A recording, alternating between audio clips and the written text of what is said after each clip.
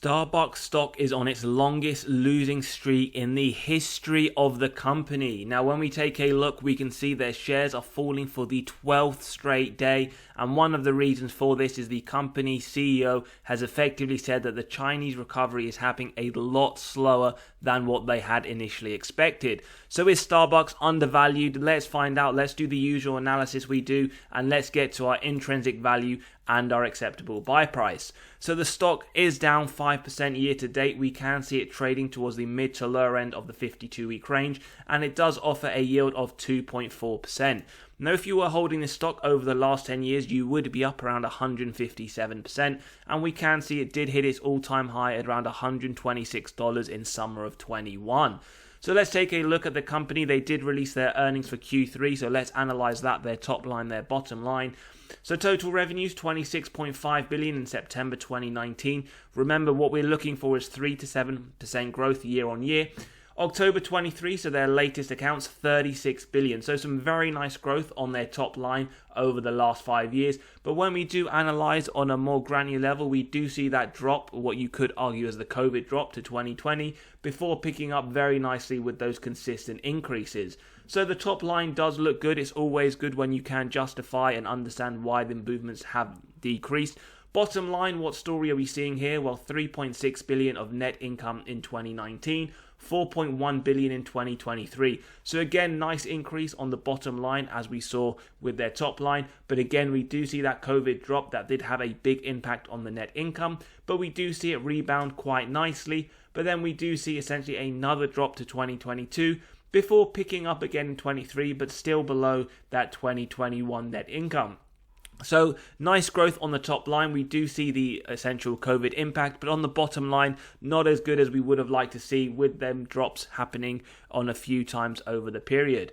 Now, a quick health check of the company, their total cash versus total debt, $2.8 billion of cash and short-term investments in 2019. Now, latest quarterly reports showing they're holding cash of around $4 billion. So, nice increase in their total cash position. And when we compare that numerically and directionally to their total debt, what we see, in fact, it has more than doubled from around $11.2 billion to around $25 billion. So what we are seeing effectively is, yes, their cash is increasing, but their total debt is increasing at a much faster rate. So how does that affect their dividend safety? Well, we see a dividend safety score of 67. So it is safe. Market cap, $109 billion. It is a mega cap company.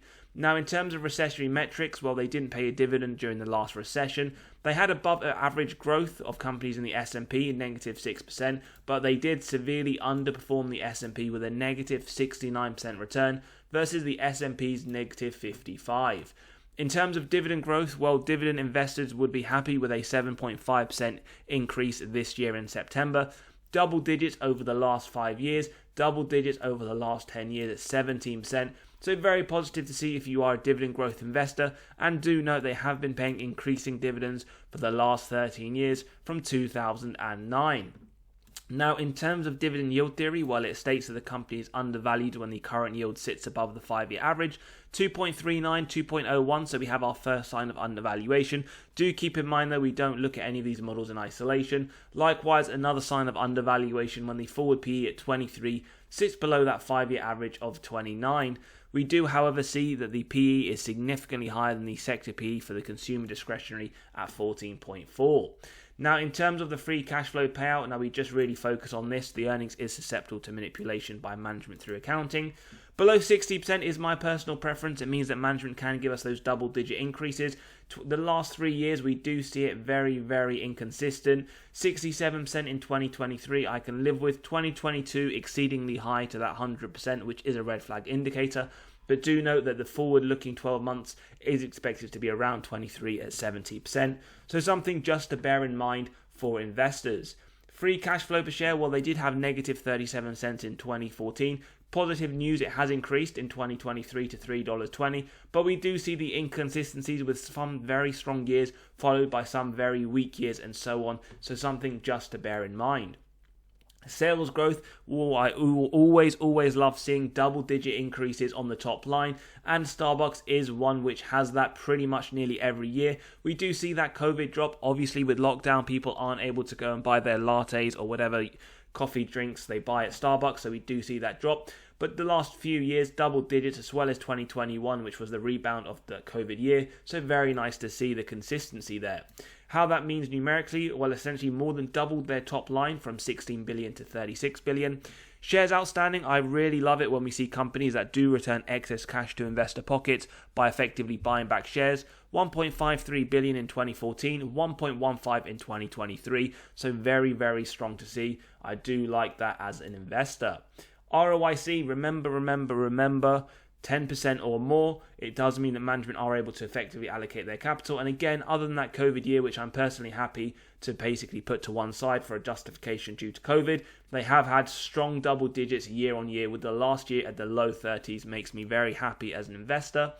Operating margin is one area that typically restaurants do struggle, but we do aim for around 16%.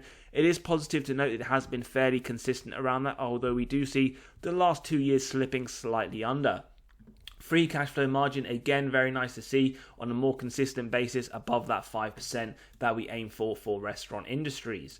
Net debt to EBITDA, remember EBITDA, earnings before interest, tax, depreciation, amortization. Effectively, these numbers show us the number of years it would take the company to pay off all of their debt net of cash on hand. 2023, 2.06 years, well below the 3.5. 2024 expected even lower, below 2 in fact, so it does give me faith that that balance sheet is very, very strong. Now, in terms of how SBUX have essentially performed over the last year with some of their competitors in the restaurant industry, we have Chipotle Mexican Grill, Yum Brands, Restaurant Brands International, a lot of well-known. Well, they are down total return, meaning dividends reinvested, 3.26%, the worst performing out of these competitors.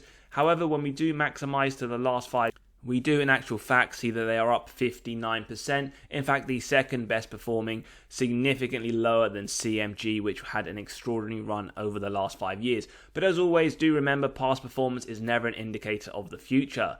So institutional ownership, it does currently sit at 70%. We can see around 7.3 billion worth of worth of sales by the institutions over the last 12 months, and more than 3 times that in buys during the same period. So institutions are buying SBUX stock significantly rather than selling. The biggest buy coming in Q2, as we did see. However, in the most recent Q3 report, we do see that in actual fact more selling by the institutions was done than buying.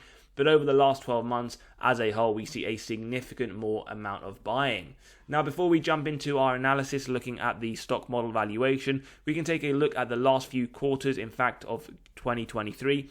Q1, we see that SBUX effectively beat on the earnings per share as well as the top line, a double beat. Q2, we see the opposite. We actually see just a beat on the earnings per share, coming in slightly lower in the essential revenue. And their latest Q3, there was a double beat, so very positive. And I always like to do a quick Q3 23 versus a Q3 22 analysis. In terms of the top line from last year's same quarter, up 11% in sales, up 39% on the bottom line, as well as some very strong performing metrics on the other parts. So very, very well in terms of their comparative to the historical performance. Now for SBUX, let's jump into their valuation. And as always, if you're enjoying the content, values being provided, smash the like button. Hit the subscribe button, as well as if you want to grab a copy of this valuation model we're about to run through to get to the intrinsic value and acceptable buy price of companies in your own portfolio, then do click on that pinned comment below and grab a copy. Now, jumping into the first formula, we have Graham's valuation. Now for SBUX, this isn't one we will use. They have double digits increases to their top line consistently nearly every year for the last 10 years. But if we were to use it, we'd have their stock ticker symbol, the earnings per share, growth rate per analyst estimates, and that current yield on AAA corporate bonds. That would give us the intrinsic value. So the first model we're using is the multiples valuation model. We have companies in a similar sector and size with their stock price and their earnings per share. To get their PE multiple, we then have their average PE with their earnings per share to give the stock price on the multiples basis of 112. Now, when we take a look at that, we do see that pretty much right there at the 52-week high. So based on the multiples valuation, there are some signs of undervaluation currently. But do remember, we never look at any of these models in isolation, and we will draw our conclusions towards the end. So in terms of the dividend discount model, we have the yearly dividends as we see here. The growth rate, as we see, very nice, double digits on 4 years ago, and even before then it does look very, very strong with an average growth of 9.7%. Now forward looking, I have gone for 6%. You can argue effectively higher or lower, so when you do grab a copy of the model, you can play around with the percentages. This gives a DDM price of 121, higher than the 52-week high, so showing some strong signs of undervaluation with around 25% upside to the current trading price. We then move on to the third model, the DCF model, where we have the free cash flow year on year. Average growth rate around 363%, very strong. Forward looking, I've gone for around 16% in line with analyst estimates. With the discount rate, we get those present value of future free cash flows and terminal value. Add together with the cash, subtract total debt, get to the equity value, divide by shares outstanding, and we get the DCF price at around $92. Now, when we take a look at that, that is roughly at the current trading price. So based on the DCF model, you could argue reasonable valuation. Now, in terms of the intrinsic value, it is just the average of these three models that we run through on today's episode. But again, if you enjoy the content, values being provided, go ahead, smash that like button, hit the subscribe and bell so you are continually notified of these videos as they drop. In terms of current price, well, $96. Margin of safety, we always start off with 10% if we believe it has a wide moat, strong financial metrics, good forward-looking data. And what we can see right now, you are getting a 10% margin of safety up to around $98. If you were to extend that to 15%, it would be around 92. So you are getting between a 10 to 15% margin of safety currently on SBUX. Now, personally, this is one that I would be looking for a much larger percentage of margin of safety, especially on the back of the news of the China sales looking lower than what was expected. I would personally be looking to buy around 20 to 25%, so around $80 to $85. My last buy for SBUX was in the mid-70s, which doesn't even seem like too long ago. In terms of Wall Street, well, they believe the share price to go up to $111, so slightly higher than our intrinsic value calculated. Don't forget, if you do want to grab a copy of the valuation model to get to the intrinsic value and acceptable buy price of companies in your own portfolio, to click that pinned comment below.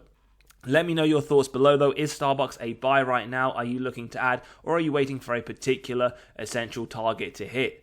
As always, catch you on the next episode and take care.